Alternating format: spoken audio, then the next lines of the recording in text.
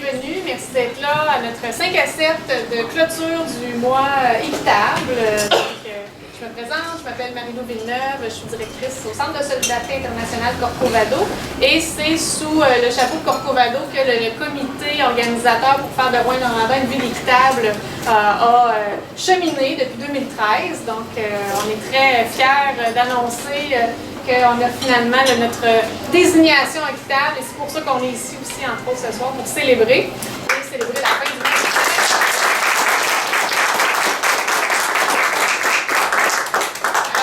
Tout ce travail-là n'aurait pas été possible en le faisant toute seule. Depuis 2013, plusieurs personnes qui se sont relayées, des gens qui sont là depuis le début, d'autres qui sont partis vaquer à d'autres occupations, d'autres qui sont arrivés. Donc ce soir, on a pris la petite photo tantôt, là, mais ce sont les personnes membres du comité. Donc Geneviève, Sophie, David Alexandre en arrière, Magali. Et Philippe Marquis a été désigné par le conseil municipal pour siéger sur le comité. C'était une exigence aussi pour la désignation d'avoir quelqu'un du conseil municipal. Donc merci à vous et toutes les autres personnes qui ont participé. Voilà, vous pouvez aller voir toutes les informations sur le site web de Corcovado. Il y a un petit onglet Ville équitable, tout l'historique est là, nos démarches. Il y a aussi une liste de tous les commerces de Rouyn-Noranda où vous pouvez retrouver des produits équitables. Et ça va être la tâche du comité de maintenir ça à jour. On va essayer d'avoir ça à jour le plus possible au courant des prochaines années. Voilà, alors le déroulement pour ce soir, on a différentes petites choses. On a premièrement à faire notre tirage. Donc on a un panier cadeau ici de différents commanditaires de la ville, des commerces de la ville. Donc c'est un panier équitable d'une valeur de 250 $, qui est attiré. On va faire ça dans quelques instants. Ensuite de ça, on va avoir une présentation de témoignage en fait de Sébastien Veillette de l'Abstracto qui nous parle un peu. Oui, Stéphane, c'est mon beau-frère qui me parle, qui travaille ici justement. Et pourquoi l'Abstracto a pris le virage équitable. Donc, ils vont nous expliquer tout ça. Et par la suite, on va inviter Loïc de Fabritus de l'Association québécoise du commerce équitable qui a fait tout le trajet, première fois en Abitibi, pour célébrer avec nous la ville équitable et qui va nous faire une conférence interactive animée sous le chapeau de l'UPOC, donc l'Université populaire, qui a accepté de faire ça avec nous aussi et de travailler là-dedans. Donc on va terminer avec la conférence de Loïc. Alors, on va commencer. Donc, roulement de tambour, on va y aller avec le tirage. On a quand même plusieurs coupons. Donc, comment ça fonctionnait dans les différents commerces participants? Quand vous achetiez un produit équitable, vous avez le droit de remplir un petit coupon. Alors, allons-y, peut-être pas moi. Sophie, viens donc tirer. Alors, bien sûr, si c'est un membre du conseil d'administration de Corcovado ou un employé, on jette à terre et on commence. Ah, c'est ça. C'est celle-là. Stéphanie Gélina. Alors, même si elle n'est pas présente ce soir, on va être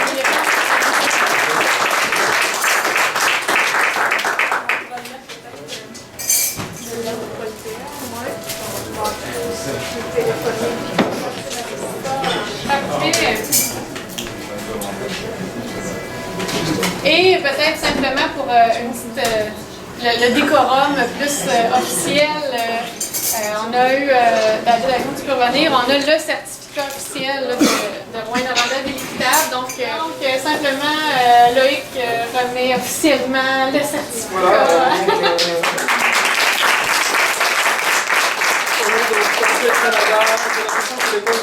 Et du réseau canadien du commerce équitable. J'ai le plaisir de vous remettre ce certificat de ville équitable en espérant en souhaitant une longue vie à Rouyn-Noranda ville équitable.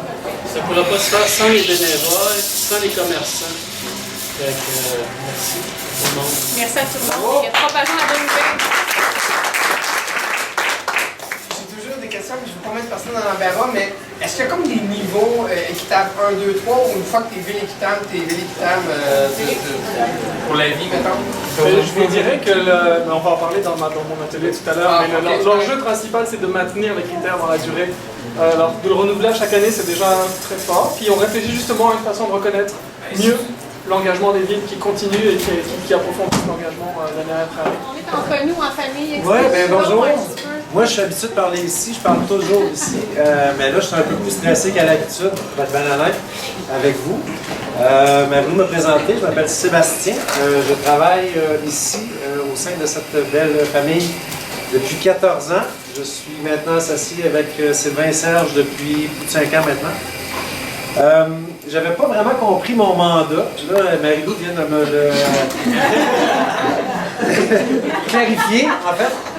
Alors, j'avais 12-15 pages, j'en avais pour 1 heure. 23 ans d'histoire d'abstracto, fait que je vais vous résumer ça en 3 minutes. Non, t'as au moins 15 minutes. Non. Pour vrai.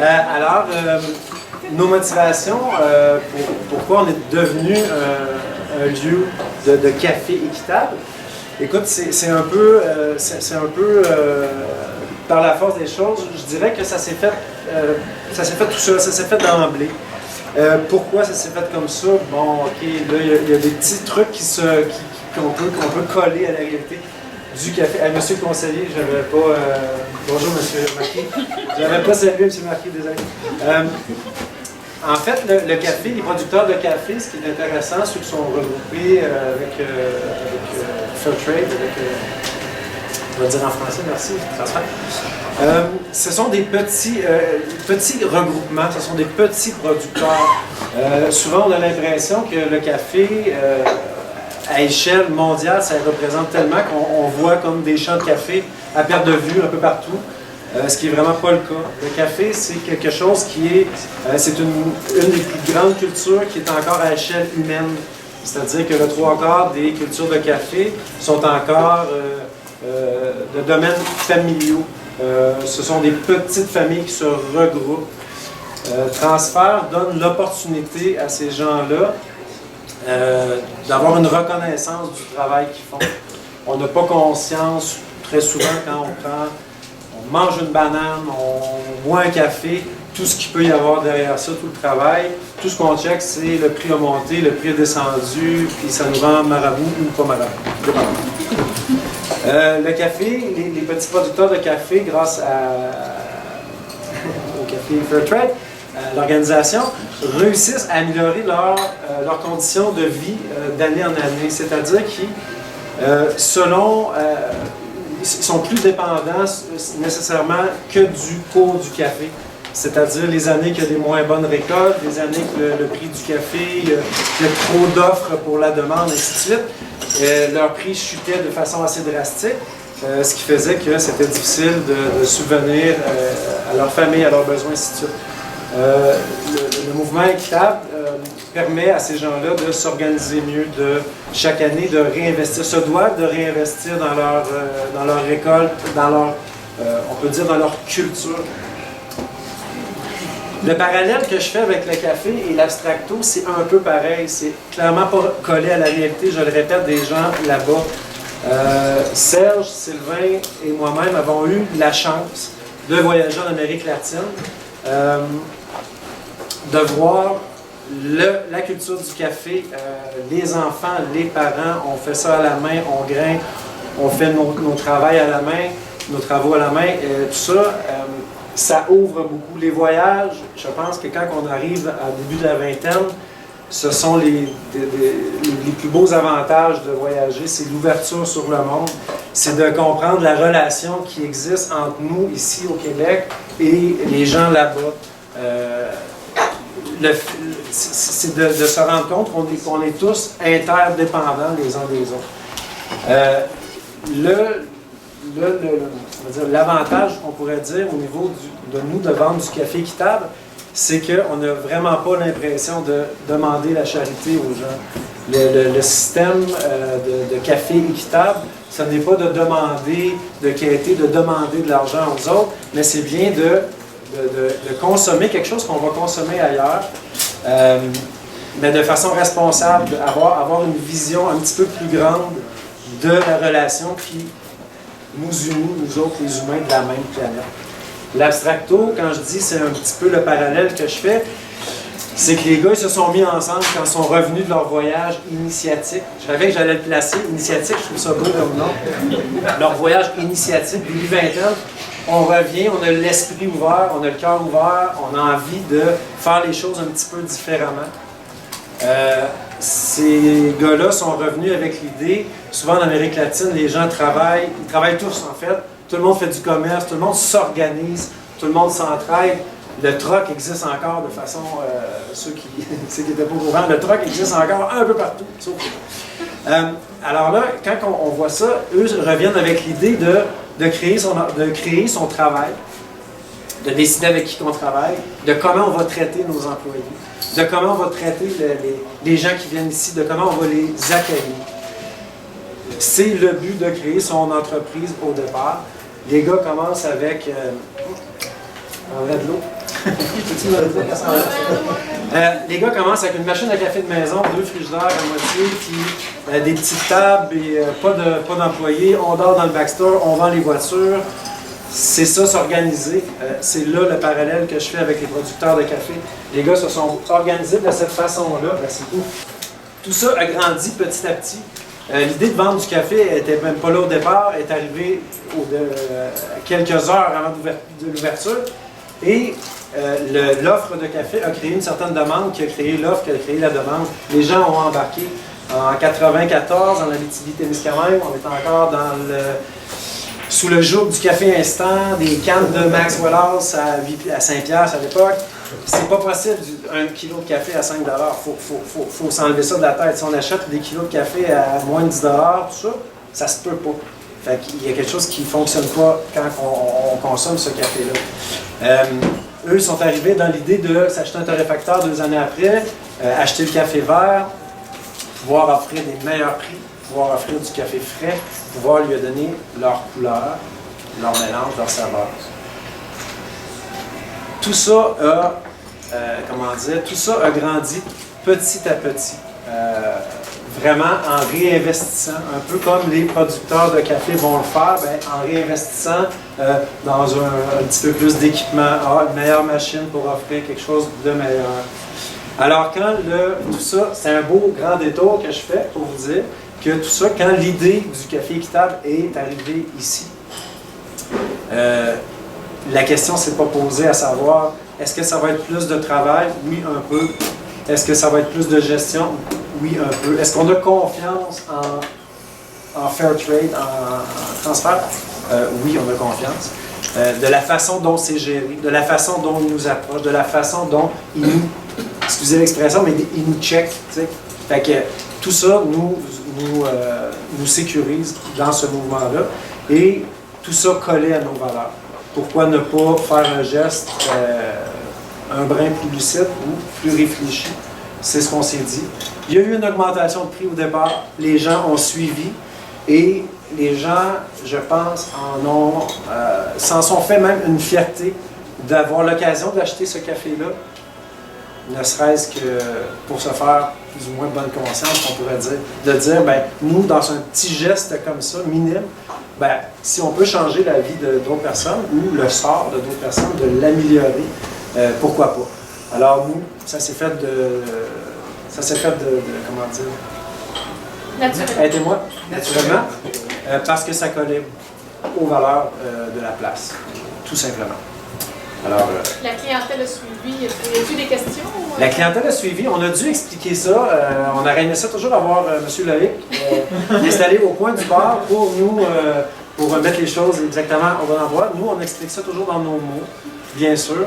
Les gens, au départ, avaient besoin d'informations. Maintenant, ce sigle-là a fait le tour de la planète. Tout le monde le reconnaît. Nous, on était très fiers d'ailleurs d'être une maison de torréfaction en Abitibi qui était 100% équitable jusqu'à il y a quelques semaines. Petite larme, on n'est plus 100% équitable parce qu'on a un café qui a perdu son attestation, si on peut dire. On espère qu'il va le retrouver d'ailleurs au plus vite. Mais c'est ça, on est bien fiers de faire partie de ça. Voilà. Oui. Mais pourquoi vous avez perdu cette attestation-là? C'est pas nous. C'est pas nous. Vous, la personne, avez-vous eu des infos à ce sujet-là? En fait, c'est que le café qui provient du Kenya a sa licence équitable et à un moment donné, ça c'est leur gestion. Okay.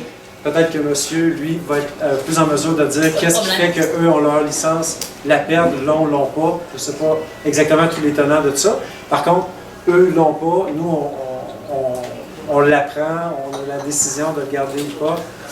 C'est aussi, on est un endroit qui vend donc du café pour les gens qui en consomment.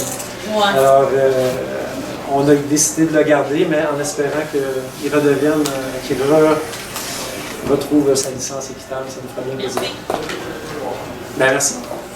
Une question, je me demandais, tu sais, dans le commerce équitable, quand on produit du café, à la base, c'est-tu artisanal, tu sais, c'est-tu industrialisé quand on produit du café, les récoltes et tout, c'est-tu encore des méthodes artisanales? Beaucoup. C'est cueilli à la main. Moi j'ai eu la chance de voir des gens en volcan cueillir le grain. C'est des mamans, c'est des enfants. Ça cueille ensemble, ça cueille en famille. Okay. C'est des messieurs âgés qui vont planter des caféiers sur les... C'est encore comme ça. 75% du café qui est produit mondialement est encore sur des micro-cultures, qu'on pourrait dire. Okay. Il y a 25% qui va être de la culture de masse, particulièrement au Brésil et tout ça. Mais ça reste une culture qui se fait à la main encore pour la majorité, encore aujourd'hui. J'aurais une anecdote à ce sujet-là, puis je suis bien content de ce qui se passe aujourd'hui, mais en 1987, j'étais au Guatemala, et puis on était une gang du monde avec des pattes sacs, puis on est riche, là, on est en Amérique centrale, puis à un moment donné, on rencontre une famille de paysans, puis là, je demande au père de famille, t'es payé combien, toi, pour faire ça? Là, je veux dire, il se lève très tôt le matin, puis il travaille très tard le soir, mais il dit, je suis payé 10 quetzals pour un quintal. Un quintal de café, c'est 100 livres. 10 quetzals à cette époque-là, c'était à peu près 2 piastres et demi, 3 piastres. Fait que là, moi, je me recule, puis puis il l'a vu dans ma face, là, j'ai comme été surpris. Oui, mais il dit, attention, là, il dit, si je ramasse 2 quintals, il dit, j'ai 20 quetzals. Fait que c'est sa production, puis il travaille tout le temps. Fait que c'est important ce qu'on est en train de faire aujourd'hui. J'ai ramené cette anecdote-là au conseil. Là, je ne sais pas si ça a influencé.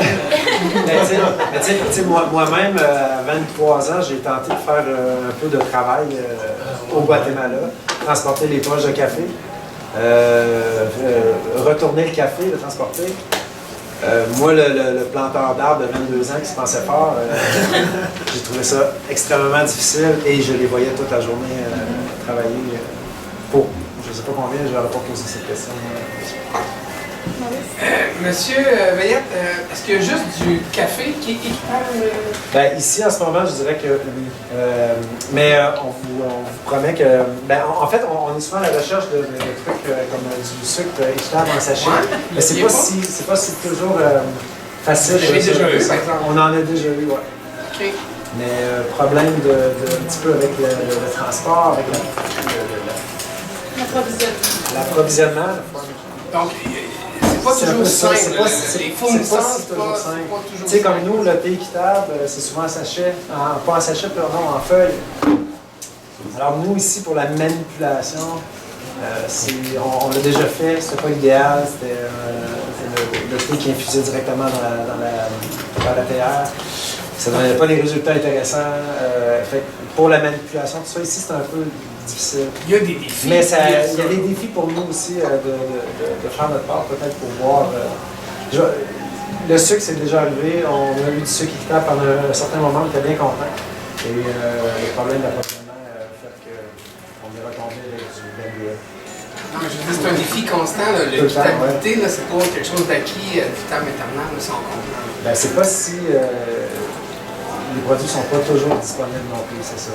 Comme là, on vend du thé chai, on n'a pas de thé chai équitable. Peut-être que ça existe, on n'a pas encore disponible pour nous. Éventuellement, ouais. Ça serait quelque chose d'intéressant pour nous. Non, mais bravo. Les efforts sont là, en fait. Ouais, ça fait plus une dizaine d'années, je pense qu'on a notre bannière équitable, on peut dire. Ben, merci. Bravo.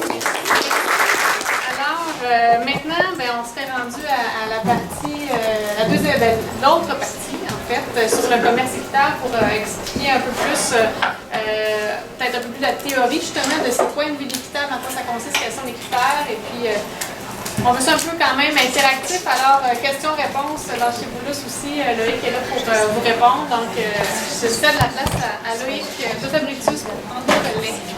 Alors franchement tout de suite j'ai un cadeau pour Corcovado. Vous êtes une librairie, c'est du commerce équitable, alors j'ai pensé à Laure Varidel. Certains connaissent Laure Varidel. Alors voilà. Acheter c'est voter, l'envers de l'assiette. Le petit cadeau qui était dans ma bibliothèque. Je me suis dit que ce serait très bien à la librairie Corcovado. Puis Laure Varidel, c'est l'instigatrice un peu du commerce équitable au Québec, qui a commencé avec un cause café, créé pour la cause en espagnol, après un voyage au Mexique. Pareil, elle avait 23 ans, quelque chose comme ça, puis elle est partie au Mexique à la rencontre des producteurs. Puis elle est revenue avec un livre, puis un second, puis un troisième. Alors, puis elle est membre fondatrice de notre association, alors j'ai pensé à ça en venant ici. Merci Ça me fait beaucoup. plaisir. Puis Laure Varidel, une inspiration aussi chez Équiterre. Oui, elle était membre fondatrice d'Équiterre, évidemment. Exactement. Merci. Merci. Voilà, c'est la place. Bon, mais c'est très intéressant de passer. C'est très intéressant de passer après Sébastien et après le témoignage, parce que justement, on va pouvoir regarder qu'est-ce qui se cache derrière la certification équitable, puis les défis que ça pose parfois. Je vais juste commencer en quelques mots pour vous présenter qui nous sommes, l'Association québécoise du commerce équitable. Elle a été fondée en 2011 par plusieurs types de membres. En fait, on a 3 catégories de membres à l'association. Les citoyens engagés, des personnes qui ont le commerce équitable à cœur et qui s'engagent et qui travaillent pour le commerce équitable au quotidien. Des organismes à but non lucratif comme Corcovado, aussi Oxfam Québec, Équiterre, plusieurs organismes de coopération internationale à travers le Québec, donc aussi les Carrefour de Solidarité de Sherbrooke, celui de Trois-Rivières, etc. Donc plusieurs de ces organismes-là, dont la mission est de faire la sensibilisation, l'éducation du public sur c'est quoi le commerce équitable, quels sont les impacts. Puis des entreprises de commerce équitable, parce que au bout de la chaîne, c'est quand même eux qui vendent les produits et qui vont créer ce lien spécial dont tu parlais avec les producteurs. Donc évidemment, les entreprises de commerce équitable, il y en a plusieurs qui sont membres de notre association. On n'a pas encore les détaillants, comme les épiceries, etc., qui eux aussi sont au bout de la chaîne, juste avant le consommateur, mais on travaille à ajouter cette 4e catégorie de membres, les épiceries, les détaillants qui ont des produits équitables. Alors qu'est-ce qu'on fait? On fait de l'éducation. Donc, comme je fais aujourd'hui, je viens vous présenter les impacts du commerce équitable, vous parlez de ça. On fait ça aussi dans les écoles, dans les universités, donc c'est aussi aller auprès du jeune public. La promotion, donc faire connaître les produits, faire savoir où sont disponibles les produits. Concertation des acteurs, parce que le commerce équitable, c'est un mouvement varié, je vais en parler un peu plus tard, avec parfois des visions différentes, donc aussi que les acteurs du commerce équitable, individus, organismes, entreprises, se mettre autour d'une même table et essayer de partager une vision commune. C'est un des rôles de cette association. Et puis la mobilisation de ceux qui ont le pouvoir de décider. Parce que quand on convainc chacun individuellement d'aller acheter équitable, c'est une belle avancée. Mais quand on convainc une ville, une université de s'approvisionner équitable, là on parle à juste quelques personnes dans un bureau quelque part et qui ont le pouvoir de décider pour des milliers de personnes. Je donnerai tout à l'heure l'exemple des universités, mais pour vous donner l'exemple de ce que, au mois de mars, j'ai été inauguré à l'Université de Montréal, campus équitable. L'Université de Montréal, c'est 50 000 étudiants, 60 000 étudiants si on compte Polytechnique, qui étaient désignés en même temps. 60 000 étudiants qui boivent 100% de café équitable tous les jours de l'année. Imaginez la quantité de café que ça représente, le marché, les opportunités que ça peut représenter pour les producteurs. Donc c'est ça aussi de dire on fait la promotion pour que vous, au quotidien, vous achetez des produits équitables, mais aussi pour que les décideurs politiques prennent ces choix-là, les décideurs économiques prennent ces choix-là. Alors on fait ça à travers deux choses. Les programmes équitables, quand je parle de programmes équitables, c'est ville équitable, mais aussi campus, école équitable. On a d'autres programmes comme lieu de travail, événements, groupes religieux équitables, parce qu'il faut penser, dans l'histoire du commerce équitable, ça vient aussi à travers des groupes religieux qui ont fait ce premier lien avec les communautés du Sud. Et puis ambassadeurs équitables, donc des individus, des bénévoles qui s'engagent à promouvoir le commerce équitable et à mettre en place des plans de sensibilisation sur une année. La deuxième chose qu'on fait, c'est une campagne de promotion qui s'appelle Choisir équitable. Je vais vous en parler un peu plus tard, donc je ne vais pas entrer dans les détails. Revenir sur les principes du commerce équitable. Et vous allez voir à travers ça aussi la diversité du mouvement qu'il y a, et puis les défis que ça peut représenter. Là, je vous ai donné l'illustration de deux organisations, la World Fair Trade Organization et la Fair Trade Federation. Donc, ce sont des organismes, la première qui n'existe pas en Amérique du Nord, la deuxième qui existe uniquement en Amérique du Nord, mais qui sont très complémentaires l'une et l'autre, et qui sont un peu des organismes qui définissent justement c'est quoi les grands principes du commerce équitable. Leurs membres sont des entreprises et des producteurs. Au niveau de la Fair Trade Federation, il y a 10 critères, au niveau de la Fair Trade Federation, il y en a 9. Puis, ce ne sont pas tout à fait les mêmes, mais ils se recoupent beaucoup. Je ne vais pas les donner tous en détail parce que ça me prendrait trop de temps, puis je ne veux pas déborder non plus, mais je vais résumer ça. Premier critère, c'est un prix juste versé au producteur. Quand on dit un prix juste, on pourrait imaginer que la libre négociation, c'est ça qui est juste. Finalement, on est d'accord sur un prix, puis on a un contrat, et puis on achète le produit. Donc dans la négociation entre les entreprises du Nord et les producteurs du Sud, et surtout les petits producteurs du Sud, il y a un déséquilibre qui fait que c'est nous qui avons souvent dans le Nord l'avantage et qui pouvons imposer notre prix, surtout quand c'est des grosses compagnies multinationales dans les pays du Nord. Donc un prix juste versé au producteur, ça veut dire un prix minimum garanti. Et ce prix minimum, il est fixé à l'avance par les organismes de commerce équitable, dont je vais parler un peu plus tard. Et c'est ce prix-là qui est fixé, qui est au-dessus du prix du marché, nécessairement, et qui ne fluctue pas avec le prix du marché. Donc si les cours en bourse du café, ou du cacao, ou du thé montent et descendent, première règle, le prix minimum garanti est supérieur au prix du marché. Donc si le prix du marché passe au-dessus du prix minimum garanti, on va suivre le prix du marché, mais s'il passe en dessous, on reste de toute façon au-dessus du prix. Et donc il y a un pourcentage minimum qui est défini, et ce prix-là, il n'est pas... ce prix-là, il doit garantir au producteur qu'il peut assurer ses coûts de production, assurer une vie digne, envoyer ses enfants à l'école, etc. Donc avoir un revenu de subsistance qui permet de couvrir les coûts de production et d'avoir un revenu décent. Ça ne veut pas dire qu'on doit payer le même prix que dans le pays du Nord et qu'on doit payer le même prix dans tous les pays. Ça dépend du niveau de vie dans chaque pays et du coût de la vie dans chaque pays aussi. Donc il y a un prix minimum pour chaque produit. Et chaque catégorie de produits, on va aussi avoir une différence entre le bio et le conventionnel, par exemple, qui n'auront pas le même prix équitable. Mais les deux prix sont toujours au-dessus du conventionnel, au-dessus donc au-dessus du prix du marché, et sont garantis pays par pays. Et il y a une transparence de ce prix-là. Si vous allez sur le site de Fair Trade International, vous avez accès à tous les prix minimums pour toutes les catégories de produits dans tous les pays du monde. Donc vous pouvez vraiment savoir, ok, aujourd'hui j'ai acheté une banane équitable du Pérou, c'est marqué Pérou sur la banane, puis il y a le logo Fair Trade. Vous pouvez aller voir combien vous l'avez acheté chez IGA, 1,49 la livre, et combien a été versé au producteur péruvien. Là, je ne saurais pas vous dire le prix, mais on pourrait aller le regarder ensemble si vous voulez sur le site de Fair Trade International. Donc, prix juste, ça veut dire un prix minimum garanti. Donc pour le producteur, c'est aussi une garantie, une sécurité de savoir que c'est ce prix-là qui va être versé, quoi qu'il arrive, au minimum pour sa production.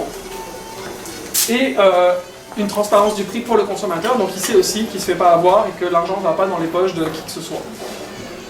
Je n'ai pas parlé, si c'est peut-être le deuxième point. Non, ça vient, c'est un peu lié à tout ça. Dans le prix qu'on verse, il y a aussi une prime équitable. La prime équitable, c'est une prime de développement. Donc, il y a le prix minimum qui couvre les frais de production, la vie digne pour les producteurs. Puis il y a une prime de développement qui est versée. Je vais continuer avec l'exemple de la banane. Enfin, oui, je tourne le dos, j'ai du mal à voir tout le monde en même temps, excusez-moi. Donc je reprends l'exemple de la banane. Une caisse de banane, c'est 18 kg à peu près de banane. Pour chaque caisse de banane, il y a $1 canadien qui est versé en prime de développement. Donc, au-delà du prix minimum, quel que soit le pays, nous, quand on achète des bananes, pour une caisse de 18 kg, c'est $1 par caisse. Pour vous donner une idée, c'est 3 containers par semaine qui sont vendus au Québec de bananes équitables. Donc imaginez à la fin de l'année combien ça représente en prime de développement. Et cette prime de développement, donc l'entreprise Fruits par exemple, ou Camino ou une autre, va la verser à la fin de l'année à la coopérative. Et la coopérative, elle est gérée démocratiquement. Gestion démocratique, ça veut dire qu'on n'est pas dans une entreprise où il y a un patron qui décide, mais chaque producteur, individuellement, a un pouvoir de décision, un producteur, une voix dans la coopérative. Et c'est la coopérative qui décide comment elle va investir la prime de développement. Ça peut être investi dans des infrastructures, dans l'éducation, dans de la santé. Les premières choses dans lesquelles c'est investi, c'est l'éducation et la santé. C'est pour les enfants, essentiellement. Ensuite, on va aller plus dans les infrastructures, dans de la formation pour les travailleurs. Donc améliorer la productivité, améliorer la qualité du produit. Aussi, augmenter la valeur ajoutée qui va être pouvoir produite dans le Sud. Par exemple, si on prend l'exemple du sucre, au début, c'était on récolte la canne à sucre, on extrait le sucre, on envoie ça dans les pays du Nord. Maintenant, ils vont pouvoir le raffiner, ils vont pouvoir l'emballer sous différents formats, en petits sachets, en paquets de 1 kg, en morceaux de sucre. Donc il y a une valeur ajoutée supplémentaire qui avant était faite ici et qui maintenant revient directement aux coopératives de producteurs. Respect des droits humains, évidemment, c'est la base du commerce équitable, ça veut dire on respecte les normes internationales de l'OIT, l'Organisation internationale du travail. Ça veut dire évidemment la lutte contre l'esclavage, pas l'esclavage, et ça existe encore l'esclavage moderne, je ne vous apprends rien. Pas de travail des enfants. On a parlé tout à l'heure, je t'ai entendu dire, c'est la famille qui va cueillir le thé, le café, donc les parents, les enfants. C'est vrai, il y a encore des enfants qui travaillent, y compris en commerce équitable. Je parlais pas de travail de 7 heures le matin. Exactement. 7 heures, Donc c'est pour ça que je veux nuancer quand je dis pas de travail des enfants, ça veut dire que les enfants peuvent travailler dans une exploitation familiale en dehors des heures d'école. L'éducation n'est pas négociable. Donc il faut que les enfants aillent à l'école, ils peuvent travailler sur l'exploitation familiale et évidemment que les exploitations familiales ne pourraient pas vivre sans une contribution de tous les membres de la famille. C'est des petits producteurs, donc il y a quand même des nuances à avoir sur le travail des enfants. Ce n'est pas des tâches physiques difficiles qui peuvent nuire à la santé des enfants. Donc ils vont aller faire la cueillette, ils vont par exemple aider à trier les grains de café, des tâches aussi parce qu'ils ont les petites mains et c'est plus facile pour eux de trier. Mais toujours après l'école. Donc il faut s'assurer qu'ils vont à l'école et quand les inspecteurs vont dans les coopératives surveiller que les critères sont respectés, ils vont s'assurer que les enfants vont bien à l'école. Ça fait vraiment partie de ça. Quand je dis respect des droits humains, ça veut dire aussi l'égalité entre les hommes et les femmes. Et c'est pas gagné, et y compris dans les coopératives dans les pays du Sud, il y a encore cette culture machiste, etc. Donc les femmes ont encore beaucoup de difficultés à s'imposer dans les prises de décision. Quand on dit les petits producteurs, c'est souvent le chef de famille, c'est pas forcément les femmes qui sont présentes. Dans l'agriculture, effectivement, les femmes représentent la majorité de la main-d'œuvre, mais encore la minorité du pouvoir de décision. En artisanat, c'est déjà plus avancé pour les femmes. On est à 85% des femmes qui sont des producteurs dans l'artisanat. Et donc elles ont un peu plus leur voix, leur mot à dire dans la façon dont c'est géré.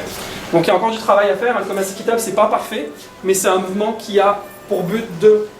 Il faut toujours avoir ça en tête. On entend parfois des choses sur le commerce équitable, on voit des documentaires qui montrent la face cachée du commerce équitable, soi-disant non, c'est pas une face cachée, c'est juste qu'on essaie de faire mieux que le conventionnel et on tend vers mieux. Mais il y a encore beaucoup de choses à améliorer.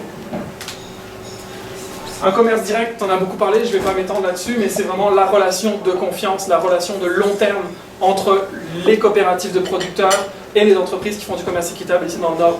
Donc ils connaissent les producteurs, ils vont les rencontrer sur le terrain, et quand un producteur perd sa certification pour une raison ou une autre, il ne faut pas le lâcher, il faut continuer à travailler avec lui, il faut continuer à l'encourager, ça va lui permettre de revenir dans les rails, puis de rentrer dans le respect des critères.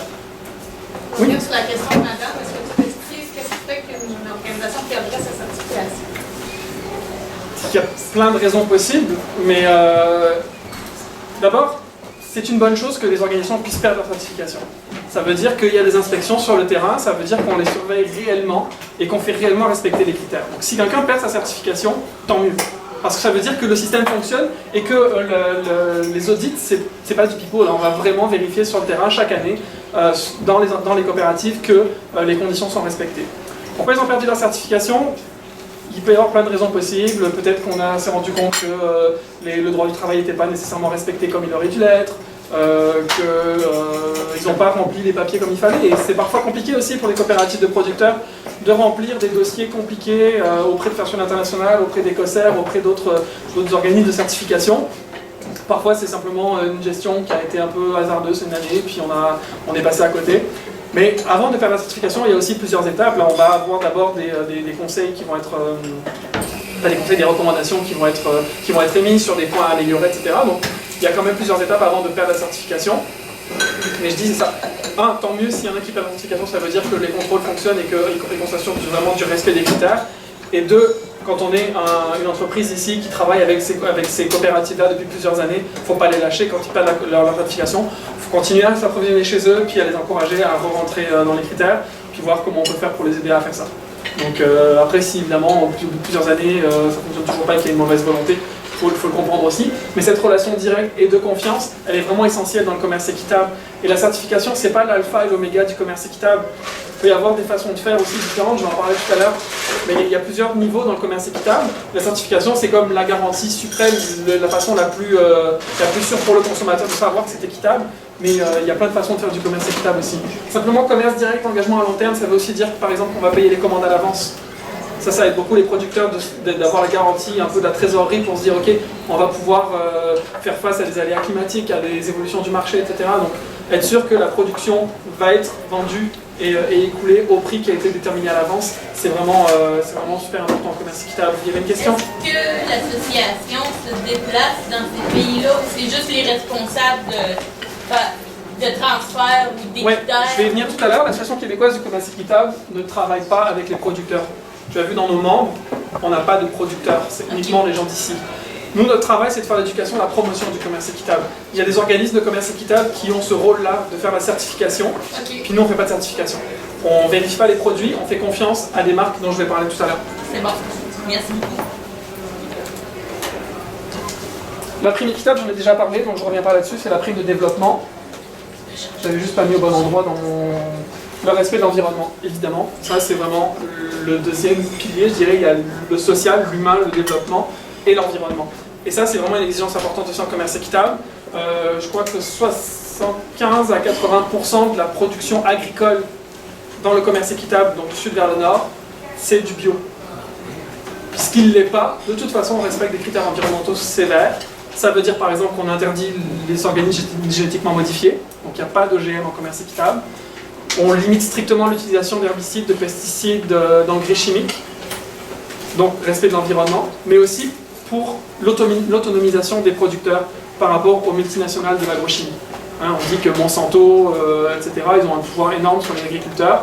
Quand on rentre dans le commerce équitable, on se libère de ce pouvoir-là, de l'agro-industrie. Et puis, il y a des zones de conservation de la biodiversité. On a par exemple une exploitation de 10 hectares de café, mais là-dedans il va y avoir 10% qui va être de la zone de conservation pour la biodiversité, donc qui ne va pas être exploité pour l'agriculture. Donc il y a une protection du territoire aussi qui est faite par les agriculteurs du mouvement équitable. J'ai une question. Oui. Quand vous dites restriction des produits chimiques, c'est au cœur ou c'est quoi les règles?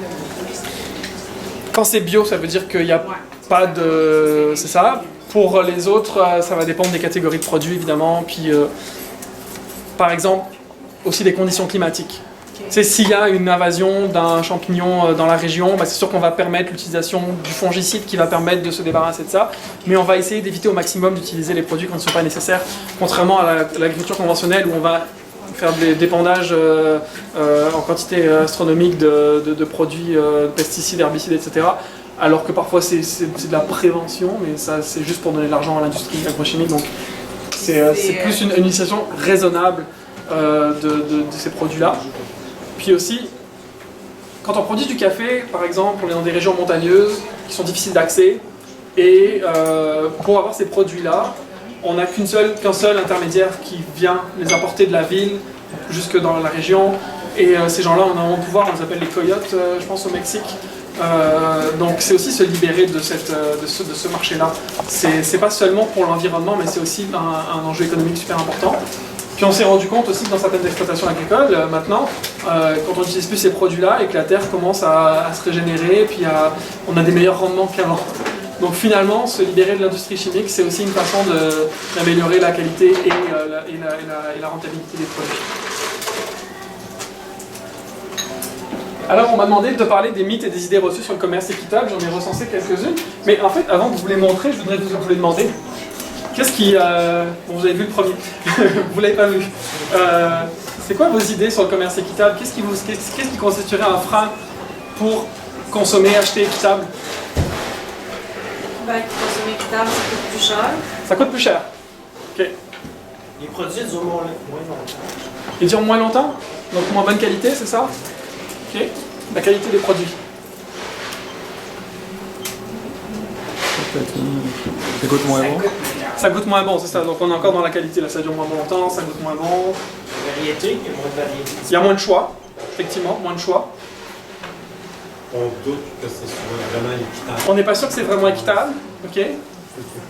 Ouais. Ok. Tout à l'heure, quelqu'un m'a parlé de Keurig. On a comme partenaire pour la campagne Keurig Canada. Donc les grosses compagnies. Le commerce équitable, ça profite aux multinationales. On entend souvent ça aussi. Hein, c'est du greenwashing, de l'éco-blanchiment. J'ai un peu la même ordre d'idée, mais est-ce que l'argent, par exemple, pour un prix équitable... Ok, est-ce que ça va vraiment aux producteurs? Est-ce que ça a vraiment un impact pour les producteurs? Est-ce qu'il y en a d'autres idées comme celle-là? Ok, je vais les reprendre une par une, puis il y en a peut-être que j'ai rajouté aussi. Alors, personne ne m'a parlé du local, la concurrence. Et on dit, ouais, mais il vaut mieux acheter des produits de chez nous, des agriculteurs de chez nous, plutôt que d'acheter des produits équitables. On entend souvent ça quand même. Alors c'est ça. Première chose, le commerce équitable, c'est très souvent des produits exotiques. Donc ils ne poussent pas au Québec, ils ne poussent pas dans l'hémisphère nord. On va trouver seulement dans les régions tropicales et dans les pays en développement. Donc la banane, le café, le sucre, le cacao, etc. Deuxième chose, oui. Bonne question. Si je vais au Guatemala le matin, j'ai-tu café équitable, café non équitable dans mon restaurant au Guatemala? Tu sais, je veux dire, nous, on est habitués ici dans le monde occidental, mais si tu vas chez eux, est-ce que tout est équitable? Ça, il y a une nouvelle tendance. Effectivement, pour les producteurs, le marché local devient de plus en plus important. Parce qu'on a aussi une classe moyenne qui se développe dans les pays du Sud, au Brésil, en Afrique du Sud, etc. Il y a une classe moyenne qui a les moyens de payer. Et le commerce équitable commence à rentrer aussi sur le marché local. Et pour les producteurs, c'est aussi une opportunité pour eux. Et puis on entend aussi parler de commerce équitable nord-nord. De dire, est-ce que nos agriculteurs ici aussi, ils ont une rémunération juste, etc. Puis c'est quelque chose qui se développe en France, par exemple, avec le lait. Donc le lait équitable, on entend beaucoup parler de ça en France depuis quelques années, là, depuis 2-3 ans. Du lait équitable, donc qui vient des producteurs agricoles laitiers français, mais qui ne sont plus soumis au canal de distribution des grosses compagnies comme Lactalis, etc., les équivalents de voyons, Natrel, donc ces grosses compagnies-là, mais qui vendent directement leur lait aux distributeurs. Donc il y a l'idée du commerce équitable domestique, sud-sud, nord-nord, qui commence à faire son chemin. Nous, on n'est pas encore dans cette mouvance-là, à l'association. On essaie quand même de rester dans la logique du commerce international. Le commerce local, c'est autre chose. C'est l'achat local, c'est une question aussi de comment fonctionne le marché intérieur. Mais on parle plus de commerce international. Ce que je voulais dire sur le local aussi, c'est que le commerce équitable, c'est des petites entreprises, c'est des petits producteurs dans le sud. C'est aussi parfois des petites compagnies dans le nord. C'est aussi acheter local, ça veut dire acheter du café qui va être torréfié ici, au café l'Abstracto, plutôt que du café chez Tim Hortons, plus loin sur la rue. Donc acheter local, ça peut aussi vouloir dire acheter équitable. C'est pas contradictoire. Il y a, voyons, j'ai mis les chiffres ici, 100 emplois directs au Québec reliés au commerce équitable et 50 millions de dollars de chiffre d'affaires au Québec. C'est pas énorme, mais ça représente aussi des emplois ici chez nous et ça représente aussi de l'économie ici chez nous. Donc choisir équitable, c'est parfois aussi choisir local et on va trouver le logo Aliments du Québec, préparé au Québec sur certains produits. Les paquets de café Camino par exemple ont le logo Aliments du Québec, mais plusieurs autres. Donc c'est pas contradictoire le local et l'équitable, c'est complémentaire, je dirais. C'est complémentaire et parfois c'est même, ça va ensemble.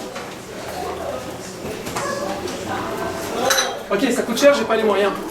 On entend souvent les produits équitables, puis on a dit tout à l'heure aussi, le café ici coûte un peu plus cher. Bon, combien plus cher? Première question, est-ce que c'est vraiment beaucoup plus cher? Est-ce que j'ai vraiment pas les moyens? Une tasse de café, équitable, pas équitable? Ça dépend de quoi on parle aussi, de la qualité. Est-ce que je vais acheter mon café chez Tim Hortons? C'est sûr, je vais pas le payer cher, mais bon, on s'entend que c'est pas le meilleur café du monde. Si je viens l'acheter ici, je vais payer plus cher, mais je vais avoir un bon café. Et puis, qu'est-ce que je paye aussi? Si j'achète une banane Chiquita conventionnelle, je vais la payer 99 cents la livre. Je vais acheter la banane équifruit biologique et équitable, je vais la payer à 49. C'est sûr que c'est plus cher, mais elle est bio. Donc déjà, comparons la banane bio à la banane bio équitable pour avoir un prix qui soit comparable. Donc là, la banane bio chez IGA, chez IGA, il y a seulement les bananes bio équifruits. Donc elles sont à 1,49 la livre la plupart du temps. Des fois, on les trouve à 1,29 parce qu'il y a une promotion. Chez Metro, par exemple, elles sont à 1,29 les bananes bio Dole ou Chiquita, donc des grosses compagnies multinationales. Donc le 20 cents de plus la livre, par la livre, donc sur une main de banane, de 5 bananes, ça fait 20 cents sur 5 bananes. La différence de prix, elle commence à être vraiment mineure. Et derrière, on a l'assurance qu'elle n'a pas été faite sur le dos des producteurs, sur le dos des travailleurs. Je parlais du café encore en épicerie. Le café Tim Hortons ou le café Sélection marque distributeur va être autour de 8 $ le paquet de 300 grammes. Un café Mystique ou Toi et Moi Café, par exemple, va être plus autour de 11 $. Le café Starbucks, il va être à 11-12 $. Puis il n'est ni bio ni équitable, hein, le Starbucks. Il est meilleur, c'est vrai que Starbucks fait une belle sélection de café, mais sur le dos des travailleurs. Puis en plus, ils prennent plus cher parce qu'ils vendent la marque Starbucks, puis le marketing qui vient avec. Donc finalement, le café équitable, de qualité. Puis il y a une variété de cafés équitables aussi. Hein. Il y a du café Van Noot qui va être un peu moins cher, il va y avoir d'autres cafés un peu plus chers. Ça dépend ce qu'on veut aussi. Mais en termes de prix, la différence est vraiment mineure. Et le prix à la coupe de café, la différence est vraiment négligeable. Je parlais de la livre de banane en épicerie, mais quand on va l'acheter en cafétéria par exemple, on va la payer à l'unité. Hein, on va payer 1 $ la banane quand on va la prendre à la cafétéria, on va payer, alors que c'est 1,49 $ la livre. Donc la marge de bénéfice qui est faite par le revendeur est énorme. Puis la différence entre équitable et pas équitable, pour lui, c'est rien du tout parce qu'il va avoir 1 $ la banane de toute façon. Donc ça coûte plus cher. Oui et non, pas toujours. Puis il faut savoir avec quoi on compare aussi. Mais c'est sûr que les producteurs équitables aussi vont viser parfois des produits de meilleure qualité, puis ça va être peut-être mon prochain point. J'ai une question. Oui. Je me demandais, c'est juste une perception que j'ai où les produits équitables sont souvent dans des produits qu'on utilise tous les jours, donc si on fait un changement, c'est quelque chose qu'on achèterait déjà de toute façon, où il y a des produits qui sont comme moins généraux. Parce que là, on parle de café, on parle de. Oui, c'est vrai. Fruits, On parle toujours de bananes, de café, de sucre, et de chocolat et de thé. C'est des produits qu'on utilise à tous les jours de toute façon. Fait que, on l'achèterait. D'abord, c'est où est-ce que je vais faire mon épicerie.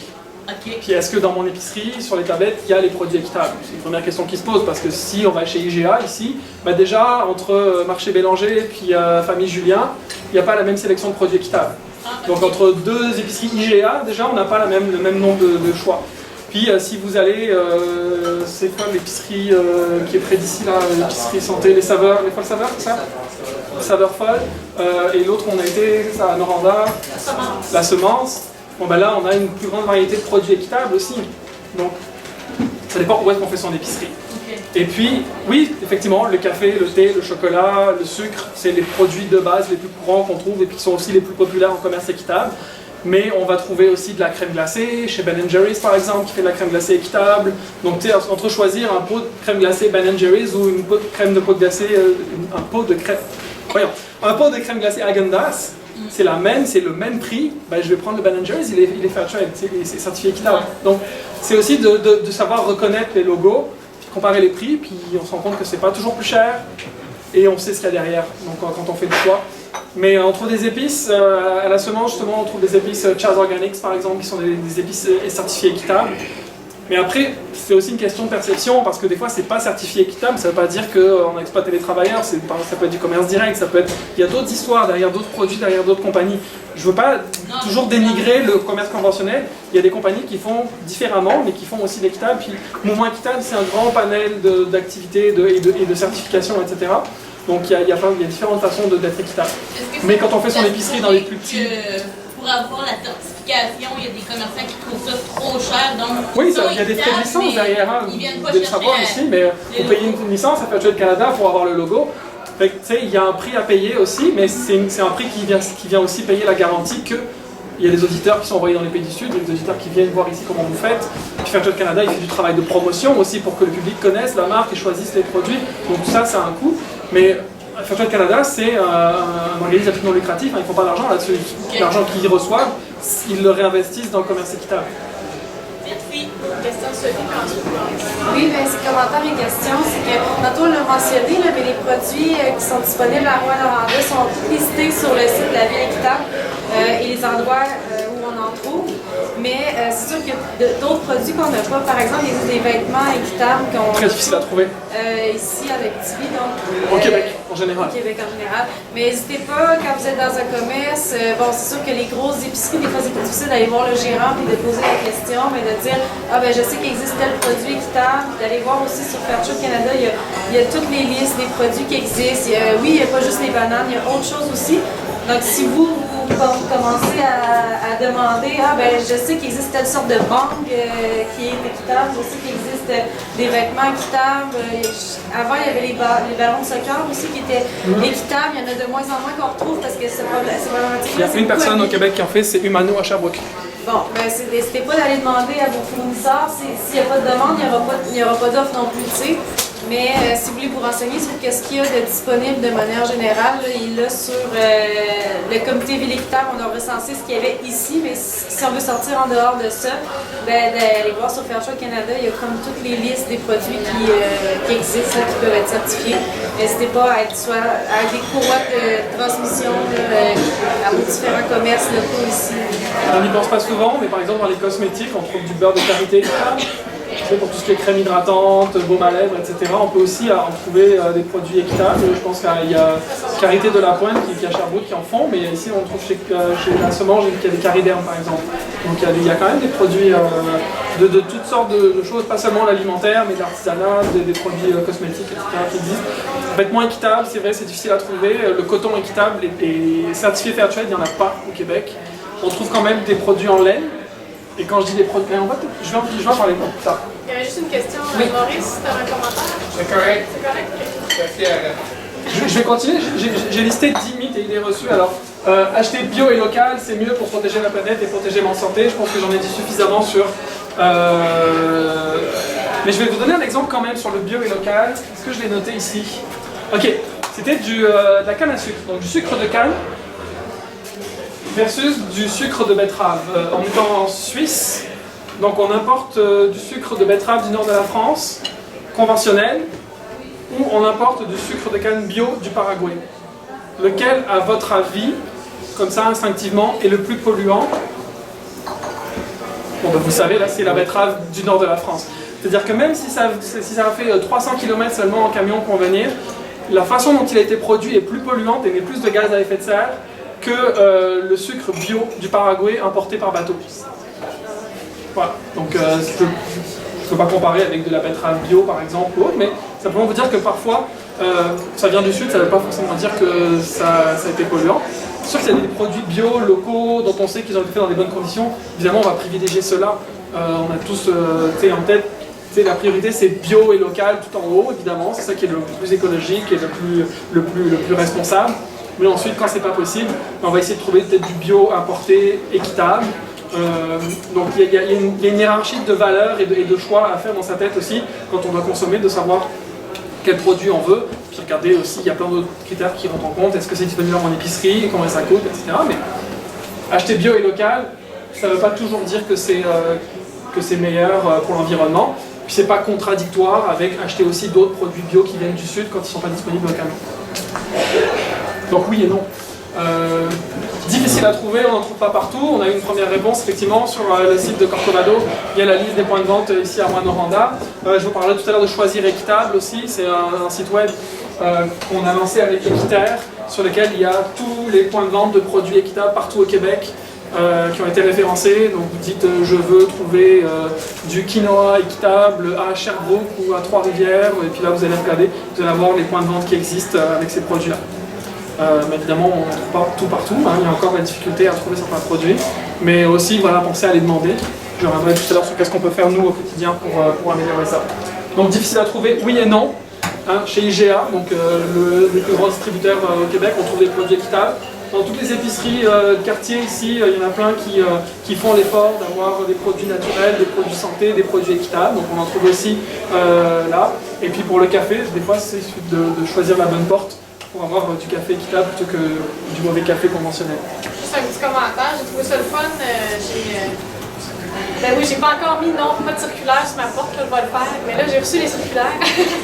Et dans la page de l'IGA, en fait, la semaine passée, puis il y avait un encadré dans la page, c'était les produits bio, puis en dessous, le le mois équitable, célébrons le Sobeys, mois. ils sont vraiment Alors très j'étais vraiment encourageants avec surprise, ça. la première fois que je voyais ça, et là je me disais, c'est sûrement pas juste au local, c'est sûrement justement Non, au tout provincial. le Québec, la Sobeys, ils ont vraiment mis l'accent sur le commerce équitable au mois de mai, ça m'a surpris, puis j'ai trouvé ça vraiment fun. Avec le logo du mois équitable et tout.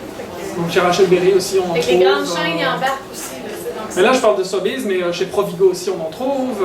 On n'en trouvera pas chez Maxi Super C. parce que c'est le prix le plus bas, donc c'est le principe de ces chaînes-là. Mais tu sais, dépendamment des produits qu'on veut aussi, on peut aller faire son épicerie dans un grand distributeur, puis aller chercher certains autres produits un peu plus au niveau local. C'est une façon de consommer différente. Mais oui, on parlait du coton, mais les fleurs, les ballons de sport, il y a plein de choses qui sont très très difficiles à trouver. Je pense sur Choisir Équitable, on a mis toutes les catégories de produits, puis il y en a où il y a peut-être juste 1 ou 2 points de vente dans tout le Québec. Produits de mauvaise qualité, on en a entendu parler, que ça se garde moins longtemps, ça goûte moins bon. On dit, ben oui, en fait ils vendent ça au commerce équitable parce qu'ils n'arrivent pas à vendre sur le marché conventionnel, puis le commerce équitable c'est un peu pour aider, là, pour être gentil avec les producteurs, mais leurs produits ne sont pas vraiment bons. C'est complètement faux. C'est vraiment des produits de meilleure qualité parce que d'abord c'est des produits bio très souvent, donc des produits qui n'ont pas de produits chimiques à l'intérieur.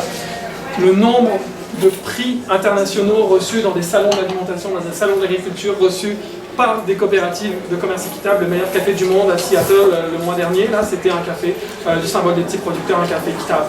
Dans le sucre, pareil, je rencontrais il y a quelques semaines les producteurs du Paraguay qui étaient venus ici au Canada.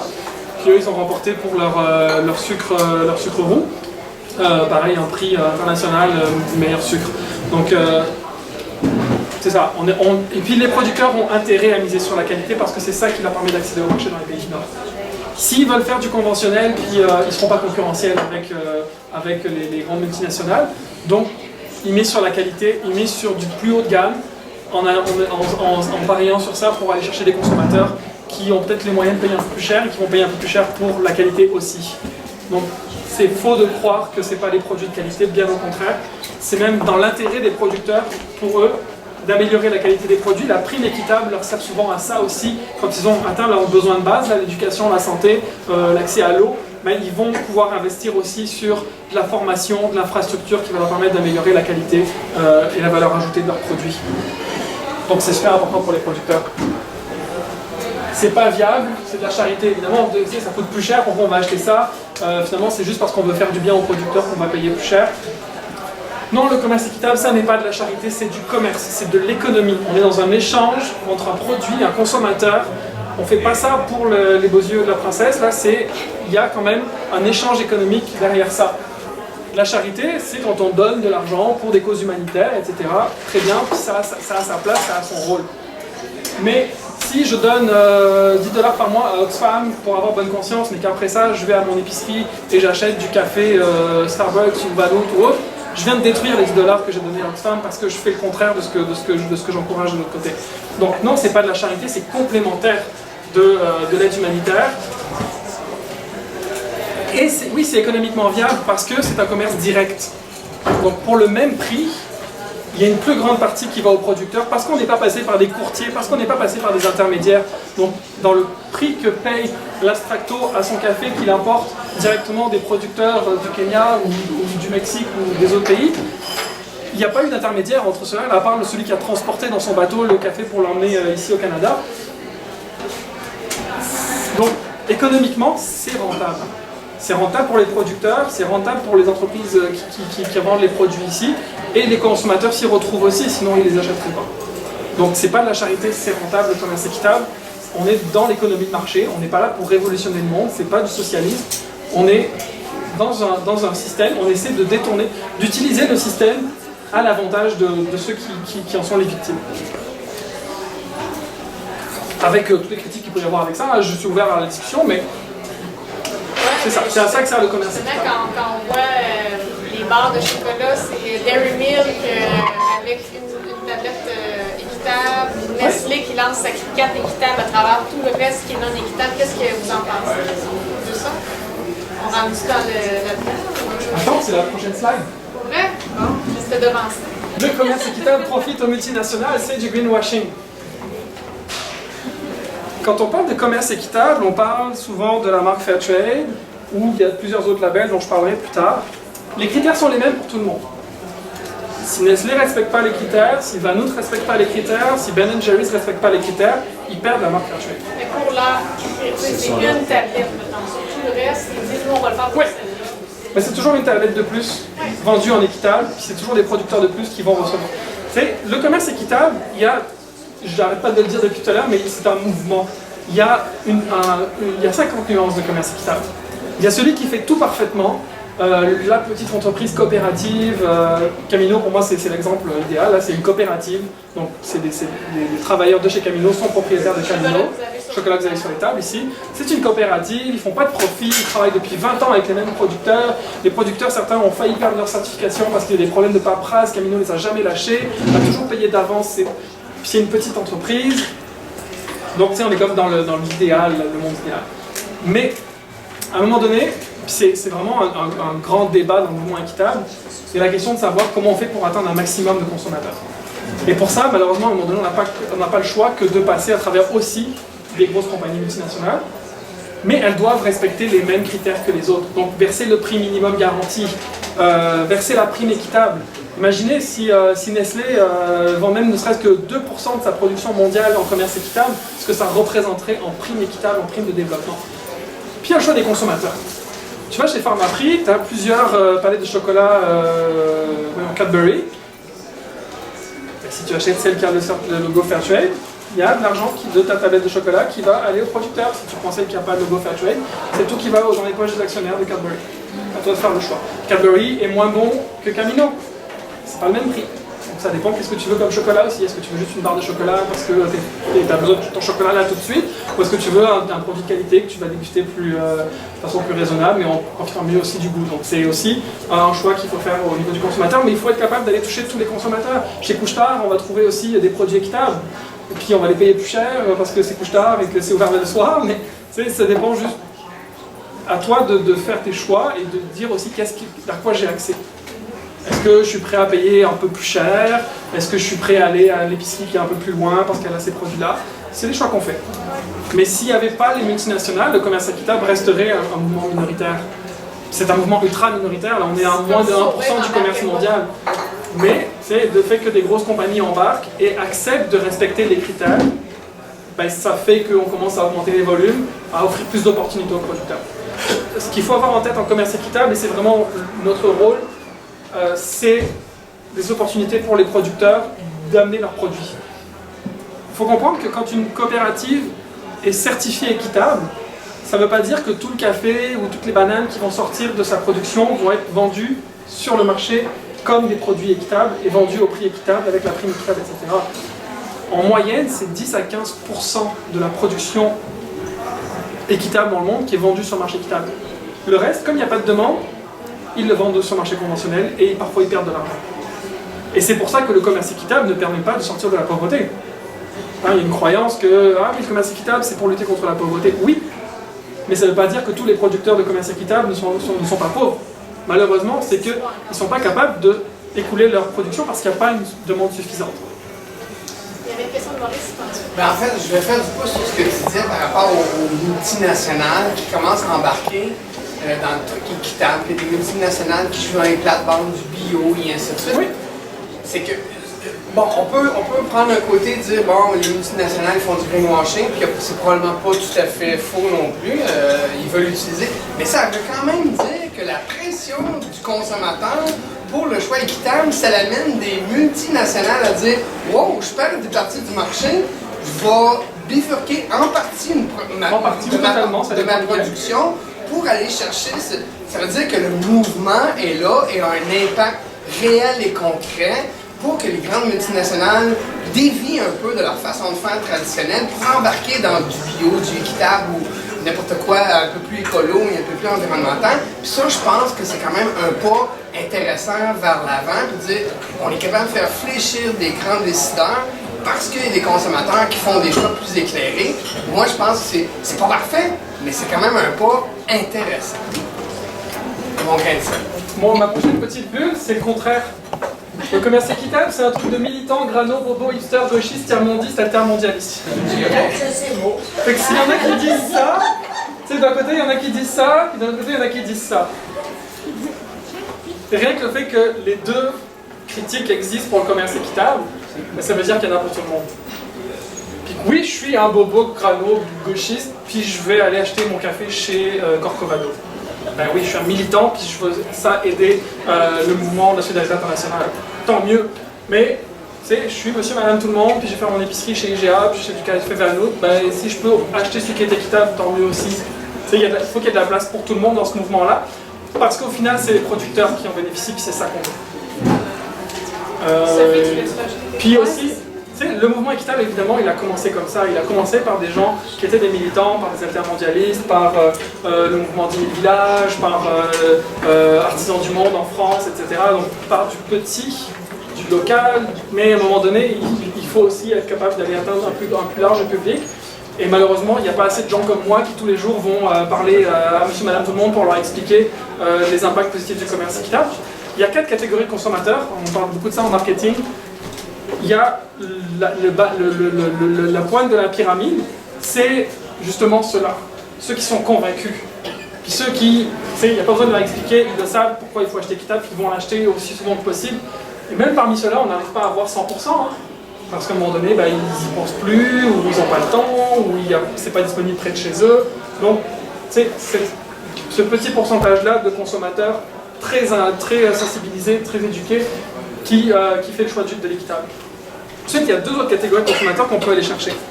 Il y a ceux qui consomment ce qui est à la mode, ce qui est cool, ce qui est sexy. Ah oui, je veux ce produit-là, c'est le nouveau iPhone, j'en ai besoin. Fait que pour cela, la façon de faire, c'est par exemple d'avoir un super nouveau emballage, attrayant, qui donne envie d'acheter ce produit-là. Il est cool, je l'ai vu à la télévision, j'en veux. Bon, c'est une façon d'atteindre ces consommateurs-là, et tant mieux si c'est de l'équitable. Il y a un autre consommateur qui a envie de consommer éthique, qui va acheter des légumes bio, qui va acheter des produits du Québec. Celui-là, il n'a pas forcément entendu parler récemment de commerce équitable. C'est vrai, on entend moins parler depuis quelques années du commerce équitable aussi. Et ce consommateur-là, on pourrait aller l'attraper. Mais pour ça, il faut qu'il ait entendu à la radio tout à l'heure, à la Radio-Canada, on parlait de commerce équitable, mais pas seulement une seule fois, mais qu'il ait aussi vu une affichette commerce équitable dans son épicerie, puis une 3e fois dans la circulaire IGA. Puis c'est à force qu'ils vont avoir cette information-là, puis qu'ils vont avoir le réflexe de plus en plus d'aller acheter équitable. 4e catégorie de consommateurs, c'est celui qui s'en fout. Mais même celui-là, on peut aller la voir. Je parlais de l'exemple tout à l'heure de l'Université de Montréal, où tous les étudiants boivent du café équitable. Même ceux qui s'en foutent, ils n'ont pas le choix que de boire du café équitable. Il y a 100% de café équitable à l'Université de Montréal. Donc même ceux-là, on arrive à les avoir à un moment donné, mais c'est pas ceux-là qu'on va cibler à travers le marketing, la publicité, etc. Donc, tu sais, quand je parlais de ces différentes catégories-là, multinationales, bien mouvement plus petit, plus militant, les deux existent, puis les deux ont leur raison d'être en commerce équitable. Moi, je veux que tu reviennes sur les chiffres que tu as mentionnés tantôt. Tu disais qu'il y avait une partie de la production pour ceux qui sont certifiés équitables, qu'il y a seulement un 10 à 20%, 10-15%, oui. Des fois, c'est moins que ça. Vendu équitable, puis le reste est vendu normal. Donc, bref, si j'en résume, demain matin, il faut absolument se faire un mot d'ordre de tout le monde acheter juste équitable pour augmenter la demande pour qu'ils puissent l'écouler. C'est vraiment une demande, en fait? C'est parce qu'il n'y a pas assez de demande? Oui. Okay. Il n'y a pas assez de débouchés pour les producteurs équitables. Tu sais, les agriculteurs dans les pays du Sud qui veulent vendre leurs produits plus chers, je ne pense pas que ça en manque. Et finalement, le fait qu'il y ait une le problème, c'est les consommateurs et les entreprises. Une barre de chocolat, c'est peut-être une solution pour ces producteurs-là qui font les efforts pour être certifiés, mais finalement, il y a une partie qui est vendue non équitable. Chacun de nos choix de consommation. Acheter ses votés, c'est ça, Laure Varidel. Acheter ses votés, c'est un peu ça. Si McDonald's avait un café, ne serait-ce qu'une sorte, avait le choix équitable ou équitable, mais on pourrait peut-être régler ça. McDonald's, franchement, avec les millions qu'ils font, les milliards qu'ils font, ça ne changerait rien pour eux d'avoir un café certifié Fairtrade. Là, c'est comme des miettes qui donneraient un peu aux producteurs. Mais Starbucks, ils ont une sorte de café équitable. Ils en ont une sorte. D'abord, c'est pas celle-là qui est mise dans les machines qui vendent. On le trouve plutôt sur les tablettes chez Starbucks qu'on peut acheter pour emporter. Puis il y en a un sur 4 ou 5 sortes qui vendent. Chez Vanout, par contre, tous les bistrots Vanout, ils sont passés au 100% Fairtrade. Donc quand tu vas acheter du café chez Vanout, mais je t'encourage à l'acheter chez Abstracto évidemment, mais si tu es sur l'autoroute et que c'est un Vanout, un bistrot Vanout, il va être équitable, 100%. Donc c'est possible pour une grosse compagnie comme Vanout de faire du 100% équitable et puis ça ne fait pas perdre des clients. Je sais plus c'était quoi que j'ai mis après. Ah oui, n'importe qui peut dire qu'il est équitable. C'est vrai, hein. On trouve équitable maintenant à toutes les sauces, ou responsable, ou éthique, achat direct, des adjectifs par dizaines, là, développement durable, etc. Oui, effectivement, il n'y a aucune garantie. Quand on achète un produit bio, comprendre que c'est régi par la loi. Donc si un produit est bio, il respecte des critères qui sont prévus par la loi, il y a des inspections, il y a des amendes, et il y a des peines pas de prison, je sais pas, mais en tout cas, si on met bio et que c'est pas bio, on s'expose à enfreindre la loi. En équitable, non. On est dans un mouvement qui repose sur des organismes de certification qui sont des OBNL comme Fairtrade Canada ou des entreprises comme Ecocer. Mais la seule garantie qu'on a, en fait, c'est d'aller... Voilà, c'est ça, c'était ma prochaine slide. C'est de faire confiance à ces labels-là. C'est tout ce que je peux vous donner comme garantie, c'est que s'il y a un de ces labels sur votre produit, un de ces logos-là sur votre produit, vous pouvez être sûr que c'est équitable. C'est pas parce qu'il n'y est pas que c'est pas équitable. Mais ça, c'est sûr à 100% que s'il y a un de ces labels-là, ça respecte tous les critères dont je vous ai parlé depuis 45 minutes que je parle. Juste un commentaire, tu sais, il y a beaucoup d'éducation à faire. Oui. Au bureau, nous autres, on a rentré le chocolat naturel, c'était produit équitable. Le café dans votre machine. Le café dans notre machine, il y a un bouton, mais c'est marqué équitable. Et c'est ça, je me rends compte qu'il y a beaucoup de réflexes à changer dans les consommateurs. C'est très difficile. Là, je regarde tes logos, je me fais oh my god, ok, il y a. La petite grenouille? Il y en a 6 là. Ouais, c'est pas pour beaucoup. monsieur, madame, tout le monde. Mais on parle pas toujours de la même déjà chose. 6, c'est trop. Oui, je suis d'accord avec toi. Mais déjà, la petite grenouille, Rainforest Alliance, on trouve ça énormément là, sur le thé Lipton, sur différentes sortes de café. Je pense, Tim Hortons, ils ont ça maintenant, le Rainforest. Ok, la petite grenouille protège l'environnement, elle ne protège pas les gens. Si vous n'avez pas le choix, prenez la petite grenouille. Si vous avez le choix, prenez Fairtrade ou symbole des petits producteurs. Okay. Il y en a 6, en fait il n'y en a pas vraiment 6. Celui-là et celui-là c'est le même. Ça c'est l'ancien logo de Fairtrade, on le trouve encore sur certains emballages, mais il va disparaître. 2018, là encore un an et demi, les entreprises doivent le faire disparaître de leurs emballages. Donc ça se peut que tu le trouves encore, mais ce logo-là et ce logo-là c'est la même chose. On va trouver maintenant plus que celui-là. Celui-là, c'est un logo international, on le trouve dans le monde entier. En Europe, ça s'appelle Max Havelaar, mais maintenant, ça s'appelle Fairtrade Max Havelaar. Et c'est le même bonhomme vert et bleu. Donc celui-là, déjà, il n'y en a plus qu'un seul. Ensuite, symbole des petits producteurs, il est quand même assez minoritaire. On le trouve sur le café Camino, on le trouve sur certaines sortes de sucre, mais voilà, ou sur le café Centropole aussi. Mais voilà, ça reste minoritaire. La différence entre Fairtrade et symbole des petits producteurs, Fairtrade appartient à moitié aux producteurs, à moitié aux entreprises qui commercialisent les produits équitables. Donc c'est co-géré par les deux volets de la chaîne. Le symbole des petits producteurs est géré dans le sud uniquement par les producteurs, appartient à 100% aux producteurs. Donc c'est un peu la façon différente dont ça a été géré. Puis parfois les coopératives vont être certifiées par les deux. Simplement, ils vont avoir des produits Fairtrade qui vont aller en Europe, puis les symboles des petits producteurs qui vont aller au Québec, par exemple, parce qu'ils ont un client là qui a accepté de passer au symbole des petits producteurs. Mais bon, ça reste minoritaire. Mais si vous voyez ce logo-là, je vous encourage à l'acheter. Évidemment, là, c'est vraiment, c'est pas meilleur que Fairtrade parce qu'il y a encore, comme ça a été créé, géré récemment par les producteurs, il y a encore des améliorations à avoir. Mais on encourage un mouvement d'autonomisation qui est plus fort aussi que par rapport à Fairtrade qui a été créé aux Pays-Bas et qui vient du Nord, même si c'est quand même co-géré par les producteurs. Mais ça reste un logo très minoritaire. Celui-là et celui-là, en fait, ce ne sont pas des certifications sur les produits. Donc on n'est pas allé vérifier que le produit X a été produit dans les conditions équitables. C'est certifié des organisations. Par exemple, 10 000 villages, ici en Amérique du Nord, au Québec et au Canada et aux États-Unis, est un membre de la Fairtrade Federation. Donc ça veut dire que cette compagnie-là s'engage dans ses relations commerciales à respecter tous les principes du commerce équitable, mais on ne va pas aller vérifier un par un chaque bracelet, chaque panier, chaque pot de fleurs, chaque vase, etc. S'il a été produit dans les conditions équitables. C'est un engagement des coopératives et des entreprises de respecter les principes du commerce équitable. Donc là-dedans, on a peut-être, par exemple, on a pas mal de prix minimum garanti, la transparence sur les prix qu'on peut aller vérifier. Simplement parce que les produits ne s'y prêtent pas. On ne peut pas fixer un prix minimum pour un bracelet dans le monde entier. Ça ne marche pas. C'est juste une relation différente qu'on va avoir. World Fairtrade Organization, c'est la même chose, mais c'est sur les autres continents. Ça, c'est uniquement en Amérique du Nord. Mais on va quand même trouver quelques compagnies World Fairtrade Organization ici, ou en tout cas des produits qui viennent d'entreprises qui sont certifiées par ça. Ecocer Équitable, il est en train de disparaître, il devient Fair for Life. La différence, c'est que ça, c'est une compagnie privée, alors que les autres sont des OBNL. Donc c'est une compagnie qui fait de la certification bio et de la certification équitable. En fait, ce qu'ils font, c'est l'audit. Donc c'est une compagnie juste de contrôleurs qui vont sur le terrain vérifier que les critères sont remplis.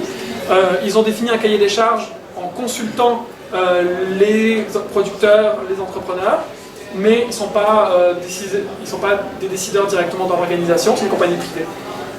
Donc Écossaire Équitable, il disparaît au 1er juillet, il devient Fair for Life. Et donc, nous, on n'a pas encore évalué au niveau de l'association est-ce que Fair for Life respecte les critères. Ce que je peux vous dire, c'est que dans Fair for Life, il y a aussi du commerce nord-nord. Vous pouvez par exemple trouver des coopératives de sirop d'érable au Québec qui vont être certifiées Fair for Life. Quand on est Fair for Life, ça veut dire qu'on est bio et équitable. Mais dans leur définition d'équitable, on accepte aussi des démarches qui vont auprès de communautés marginalisées dans les pays du Nord. Donc des entreprises d'insertion sociale qui vont embaucher des personnes en difficulté. Donc plus ce mouvement-là. Il y a un débat sur le commerce équitable domestique, mais Écossaire Équitable, on trouve quand même encore sur quelques produits. Puis il y a des produits importés de France, je pense pas qu'on en trouve ici à Rwanda, mais à Montréal on en trouve pas mal, des produits français, qui sont bio-équitables. En fait, c'est la même chose qu'Écossaire, c'est cet organisme-là qui les certifie. Juste revenir à la slide précédente, si j'ai rien oublié. Donc c'est ça. N'importe qui peut mettre un logo sur son emballage, oui. N'importe qui peut dire oui, nous on est équitable, regardez, on a un label. Puis il y a des compagnies qui créent leur propre label de commerce équitable, leur propre label de développement durable. Toute la réponse que j'ai, c'est faites confiance à cela. Donc à résumer, une grande variété de produits disponibles, certains plus ou moins que d'autres, mais en tout cas c'est plus seulement le café ou le chocolat, il y a vraiment plein d'autres choses qu'on peut trouver. De l'or équitable par exemple, il y a un téléphone intelligent équitable, Fairphone, qui a été créé en Europe, aux Pays-Bas. C'est pas certifié par aucun de ces organismes-là parce qu'il n'y a pas de référentiel qui existe, en fait, c'est très nouveau comme. Mais on est dans une étape nouvelle. De plus en plus, on va vers les produits transformés en équitable. Ça veut dire qu'il y a une plus grande part de la valeur ajoutée qui va vers les producteurs aussi. Du rhum équitable. Du rhum, oui, j'ai mis du vin ici, mais on trouve aussi du rhum Papagayo à la SAQ. On n'en trouve pas dans toutes les SAQ, j'ai pas été voir celle de Rwanda ce qu'ils avaient, mais ils ont du vin équitable Du vin à la SAQ. équitable, moi j'en ai trouvé à SAQ ici. Puis dans le vin, on va trouver aussi du vin Fair for Life. C'est juste que tu sais, s'il y a Fairtrade, tant mieux, mais s'il n'y a pas Fairtrade, peut-être aller voir Fair for Life, ça existe, ça peut être intéressant. Il y avait une question, une remarque par ici? Non? Ok. Donc une grande variété de produits. Oui, le Fairphone, donc on n'est pas distribué encore en Amérique du Nord, on peut commander sur Internet en Europe si on veut. Donc c'est fait à partir de métaux qui ont été approvisionnés dans des zones où il n'y a pas de conflit, respect des travailleurs, etc. Mais on n'est pas encore dans une certification, là ça n'existe pas des standards pour ça, mais ça se développe. L'artisanat, les ballons de sport, donc on peut les commander chez Humano par Internet. Bon, c'est plus trop leur commerce parce qu'ils ont du mal à les écouler. Mais ça existe. Coton équitable.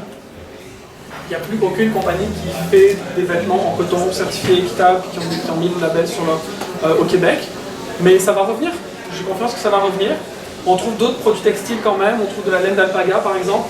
Quand je dis de la laine d'alpaga, c'est pas seulement des chandails, un cas avec des trucs qu'on ne voudrait pas avoir. Pensez à ça aussi que les producteurs dans les pays du Sud commencent aussi à vouloir s'adapter au marché et aux consommateurs dans le pays du Nord et avoir à adapter leur marketing, à adapter le conditionnement de leurs produits, etc. pour que les consommateurs aient envie de les acheter.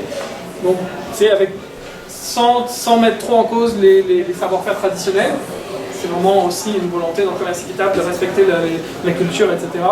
Mais d'une certaine façon, ils peuvent aussi s'adapter aux consommateurs du Nord. Donc on trouve des produits en laine d'alpaga, par exemple chez Laundromat, qui font des super beaux chandails. Et on n'est pas dans quelque chose qui a l'air d'être un truc folklorique, là on est vraiment dans un beau produit. Ça me surprend que pour les ballons, il n'y ait pas plus de demandes en sport. Parce que je me dis, les ballons... Les ballons sont certifiés par Fairtrade Canada et sont homologués FIFA, la Fédération nationale de football. Donc, c'est quand même des beaux ballons de soccer qui sont homologués et tout, mais c'est peut-être un problème de marketing, c'est un problème... Avec moi, c'est ça, avec toutes les écoles et les activités sportives. Clairement. Nous, à travers les désignations école équitable, campus équitable, on essaie d'encourager à aller s'approvisionner avec ces produits-là. Il y a juste une seule compagnie qui fait ça au Québec et elle ne fait pas que ça. C'est Humano, donc à Sherbrooke. C'est une compagnie qui vend aussi du café, qui vend aussi du sucre, qui vend aussi plein d'autres produits. Il a des ballons de soccer, il a d'autres sortes de ballons qu'il peut avoir sur commande, mais il n'a pas de demande, puis il ne force pas nécessairement la commercialisation de ces produits-là parce que ce n'est pas sa priorité non plus. Il a du mal à les écouler, donc il fait plutôt la promotion de ses autres produits. S'il y avait de la demande, probablement qu'à un moment donné, ça pourrait repartir. Dans d'autres provinces au Canada, il y a d'autres fournisseurs, Volo par exemple, Volo Athletics dans Colombie-Britannique, je pense, qui lui a un très bon marché pour lancer dans le soccer équitable. Ça dépend de la demande. On parlait des fruits frais. On trouve seulement des bananes certifiées Fairtrade au Québec. Il n'y a aucun autre fruit frais qu'on trouve équitable. Equifruits, ils ont eu, avant ça s'appelait Equicosta, l'entreprise est passée au bord de la faillite, il y avait moins de demandes, ils n'arrivaient pas à les mettre sur le marché. Puis à un moment donné, l'entreprise a été rachetée, c'est devenu Equifruits, ils sont rentrés chez Sobeys, donc ils arrivent maintenant à vendre leurs bananes bio-équitables chez IGA, etc. Ils réfléchissent à offrir d'autres produits, des avocats, des pamplemousses, ça existait avant, des ananas, mais c'est difficile de rentrer chez les grands distributeurs. Et si on fait juste les petites épiceries, ben, c'est pas rentable d'importer des quantités avec le coût de transport, etc. Mais exemple, est-ce que ça se fait faire avec les fraises, sûrement? Ben, des fraises, on en trouve au Québec. Ouais. Mais on ne trouve pas en toute saison. On fait peut-être que si on veut des fraises en hiver, plutôt que les acheter de la Californie, on pourrait essayer de trouver des fraises bio-équitables. Il y a la question aussi du conditionnement, du transport qui est compliqué. Hein. Pour les bananes, quand on regarde la chaîne du moment où c'est cueilli, au moment où ça arrive dans les épiceries, tout ce qui se passe, c'est la logistique, c'est difficile à mettre en place. Pour une petite compagnie comme Equifruits, où ils ont 4 employés, et où ils arrivent quand même à écouler 3 containers de bananes par semaine au Québec, mais il faut juste en demander plus, en acheter plus, puis on arrivera à faire développer ces petites entreprises-là. Toujours l'offre et la demande. Absolument. Bon, j'ai mis quelques chiffres, 2 millions de producteurs et de travailleurs dans 3 continents, donc des pays du Sud, qui sont dans le mouvement du commerce équitable, donc 75 pays, 10 millions de personnes avec les familles qui en bénéficient. Ça va tout ça. Ok, il me reste 5 minutes, je vais parler de nos campagnes. Choisir équitable, on a lancé ça au mois de mai avec Équiterre et l'Association québécoise du commerce équitable, qui est une jolie bannière ici. C'est un site web, choisiréquitable.org. Vous avez une carte du Québec avec tous les points de vente qu'on a répertoriés qui vendent des produits équitables. Vous pouvez faire des recherches par type de produit. Par exemple, vous cherchez du café, vous mettez café, vous mettez Rwanda, vous allez voir tous ceux qui vendent du café équitable à Rwanda. Mais vous pouvez aussi trouver des produits plus rares comme les épices. Alors là, les épices équitables, certifiées Fairtrade, on va les trouver seulement à la semence par exemple. Donc là, vous allez savoir un peu plus en détail quel type de produit on peut trouver dans quel point de vente. C'est pas seulement une carte, on parle aussi des impacts positifs du commerce équitable, ce que je vous ai expliqué jusqu'à maintenant. Vous pouvez le retrouver en détail sur le site, il y a des capsules vidéo, il y a 5 petites capsules de 3 minutes à peu près, qui chacune présente à travers l'exemple d'un produit, les impacts que ça peut avoir dans les pays du Sud. Il y a des fiches produits, si vous voulez savoir c'est quoi la différence entre une banane équitable et une banane pas équitable, vous allez voir aussi les conditions de travail, c'est quoi dans les exploitations théières par exemple, ou les exploitations de café, etc. Les conditions de travail, les conditions de vie, et la différence que ça peut avoir, l'impact que ça peut avoir de choisir équitable plutôt que conventionnel. Et puis on vous propose des gestes pour agir au quotidien. Et parmi ces gestes, on va aller... Ok, je vais passer là-dessus. Donc ça c'est le micro-site, la carte, et les capsules vidéo. J'ai mis le lien, on ne va pas les regarder maintenant. Parmi les gestes, vous pouvez vous engager dans des programmes équitables. Alors on a Rwanda, Ville équitable. Je vais peut-être parler maintenant des critères, parce qu'on n'en a pas encore parlé ce soir. Pour que Rwanda devienne ville équitable, il a fallu remplir 4 critères. Le premier critère, c'est la disponibilité des produits. Donc, répertorier au moins 10 détaillants et 6 cafés et restaurants par rapport... Proportionnel à la population, 11 et 6, ok. 11 détaillants et 6 cafés et restaurants qui ont au moins 2 produits certifiés équitables. Donc, répertorier ces points de vente, aller vérifier que les produits sont disponibles. Vous en avez 13 finalement, des détaillants, vous en avez 12 en tout cas. Puis il y en a plusieurs qui ont juste un produit, mais ceux-là aussi font partie du mouvement, puis on les a répertoriés sur Choisir équitable. Ils ne comptent pas pour la ville équitable, mais on les a répertoriés sur Choisir équitable. Le deuxième critère, c'était le soutien politique. Merci monsieur le conseiller. Qui est caché derrière. Donc la ville s'engage, à soutenir la démarche, à nommer un représentant sur le comité, à s'approvisionner équitable. Donc ça veut dire que maintenant, dans les événements, dans les bureaux de la ville de Rwanda, on va avoir café, thé et sucre certifié Fairtrade. Et puis, peut-être qu'il y a un critère, la promotion, la sensibilisation. Corcovado fait un énorme travail, mais il y a plein d'organismes qui participent à des activités équitables. Et le soutien de la communauté, donc il fallait 10 lettres de soutien de la communauté. Il y a le conseil régional de l'environnement, il y a plusieurs organismes comme ça qui ont appuyé, des entreprises, etc., qui ont appuyé la démarche, qui ont dit oui, nous on va acheter des produits équitables, nous on va faire de la sensibilisation dans nos activités. Donc c'est tout ce mouvement-là, citoyens, entreprises, politiques, qui s'unissent dans un mouvement pour qu'on voit le commerce équitable et puis qui m'invitent pour leur remettre en diplôme, c'est super sympa. Est-ce que la couleur dépassée à l'écran indique quelque chose ou c'est juste... Oui, il y a différents programmes en fait. Donc je vous ai parlé de Ville équitable, c'est de la pastille bleue. Il y a Campus équitable, ça concerne les cégeps et les universités.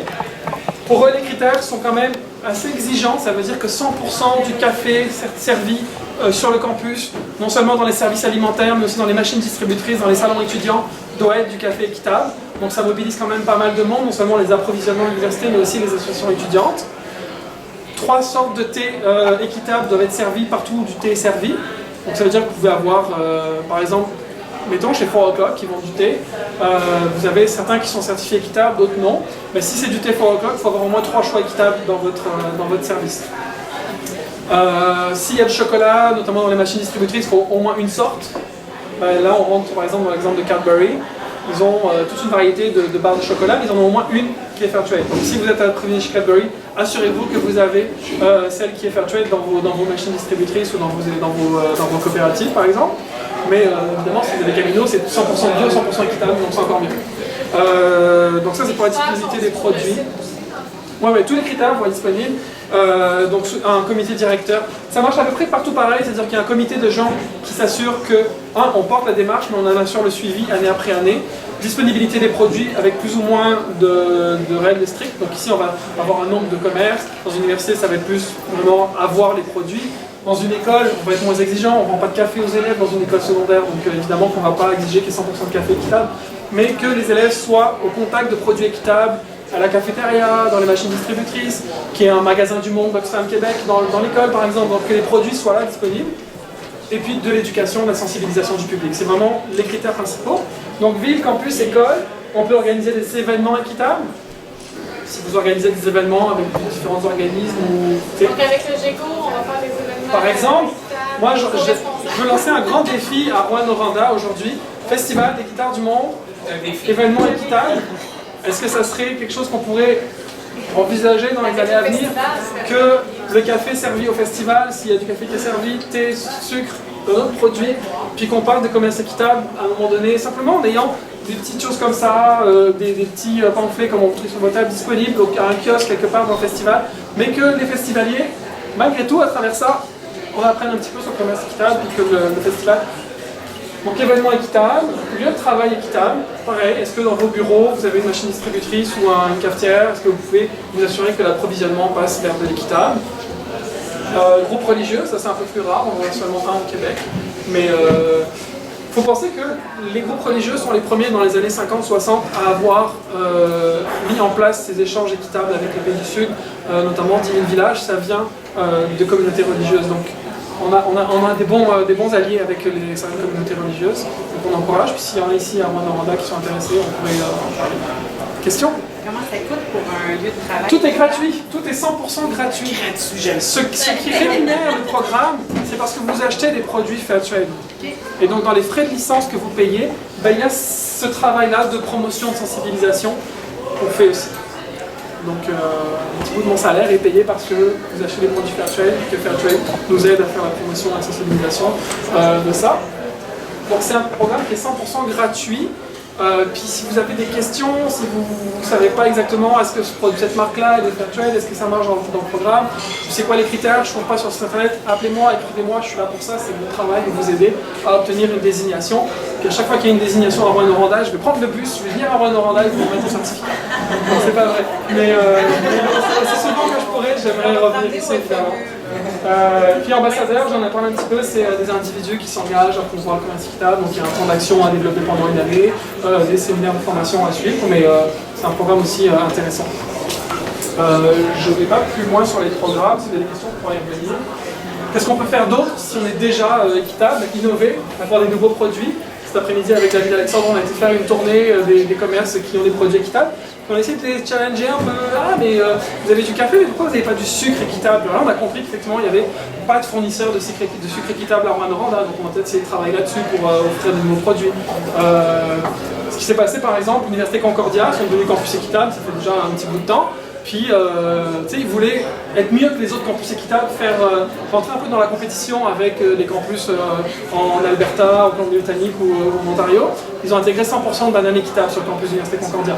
Imaginez, c'est 35 000 étudiants, Concordia, Montréal, 100% de bananes certifiées équitables.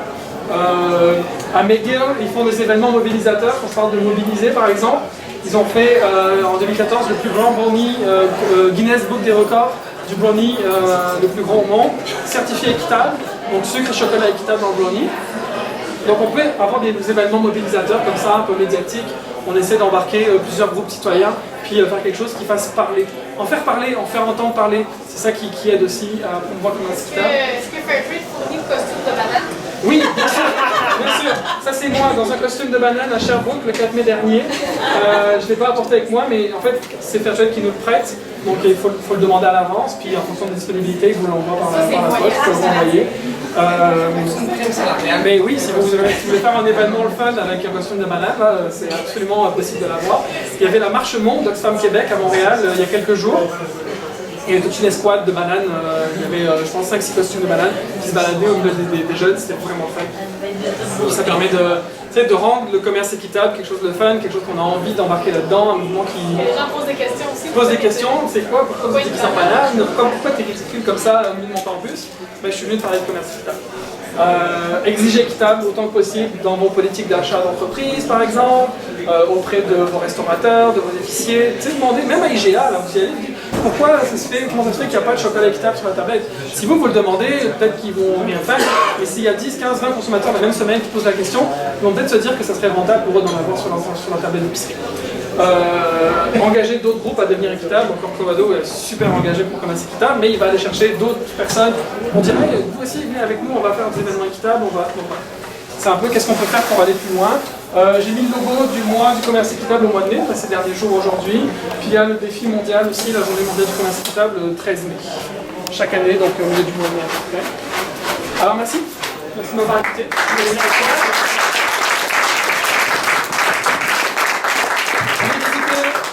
choiséquitable.org, vous allez avoir plein d'infos sympas, partagez sur Facebook, on a des super belles images en plus, alors faites connaître ce commerce. Est-ce qu'il y a des questions? Oui, donc c'est ça, pour terminer simplement pour dire, on disait on peut aller plus loin. Corcovado, on a fait l'exemple au bureau ministère, c'est là qu'on a pu faire rentrer le café et le chocolat, donc je suis allée sur l'heure du dîner. 20 minutes, là, même pas, ils finissaient de manger, leur faire déguster une petite palette de chocolat, leur expliquer avec un petit quiz de 30 secondes, matérialité, commerce équitable. Et ça a fait en sorte qu'ils ont pris des produits. Donc appelez-nous si vous voulez qu'on fasse un petit pop-up en pause café chez vous le midi, là, on peut aller faire ça. Bon, on est sur les médias sociaux, Facebook, Twitter, on a une super infolettre. Chaque mois, on diffuse des nouveaux articles. On parlait du Fairphone, justement, téléphone intelligent équitable il y a quelques temps. Ce mois-ci, on parle des changements climatiques et des effets que ça a pour les producteurs de café. Alors, allez nous suivre, allez nous voir. Donc, est-ce qu'il y a des questions et commentaires? Loïc reste disponible quand même si vous avez des questions plus précises à votre milieu de travail. Alors, je suis pas vite à vous jusque-là. Donc, vous pourrez jaser plus personnellement avec lui si vous ne voulez pas dire ça à classe. Merci beaucoup. Merci beaucoup de l'abstraction.